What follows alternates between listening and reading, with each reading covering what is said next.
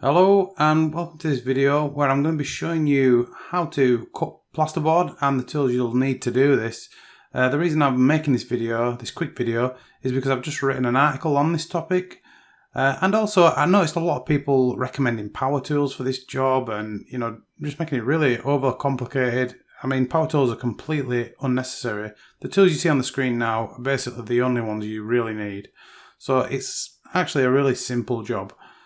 As you can see, I'm in the back garden, and this is just a piece of plasterboard that I had lying around that I decided I'd show you how to do this. And it's quite simple. We're just going to measure the size that we want to cut the board to. So I'm marking it out here at the top of the board, and then I'm doing the same at the bottom, the same distance, so we can join them together. Once that's marked out, I can grab the level and just place that on both of the marks. Once I've done that, I can draw a line down there.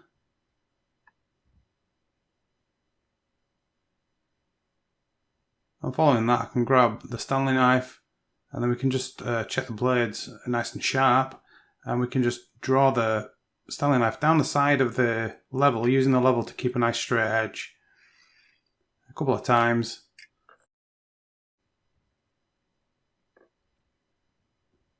And then once that's done, we can just turn it around. I'll just turn it around so you can actually see what I'm doing here. And you can quite easily at this point just fold the board, snap the board like that. And then using the crease on the back of the board there, we're just going to score the knife up again to cut the back of the board. And that's it, guys. If that is how easy it is to cut a plasterboard. You could do that on a full-size board, an 8x4 foot board, just as easily. It's extremely easy.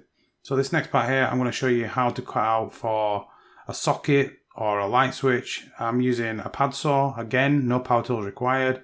So I'm just putting it in the middle, twisting it around to get it going.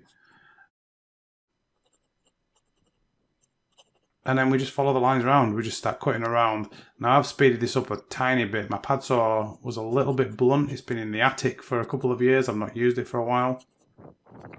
But if you bought a brand new pad saw, it'd be much sharper. It'd go around a lot easier than this. So you can see I've cut the top, and then I'm going down to the bottom.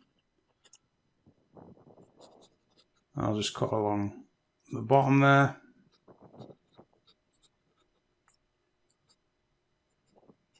It is also quite an awkward position I'm studying to do this, because I'm trying to do it so the camera can see what I'm doing.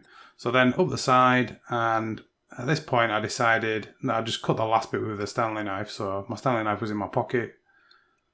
You could go all the way around with a pad saw if you want, but this was just the easiest option at the time. So I just scored up the line with my Stanley knife, and then just popped it through.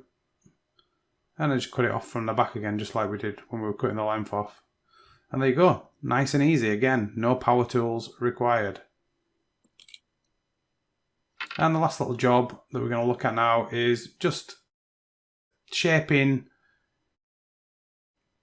or shaving, should I say, shaving to size a piece. So for example, you've cut a piece, it's a little bit too big, and you just want to take a little bit off.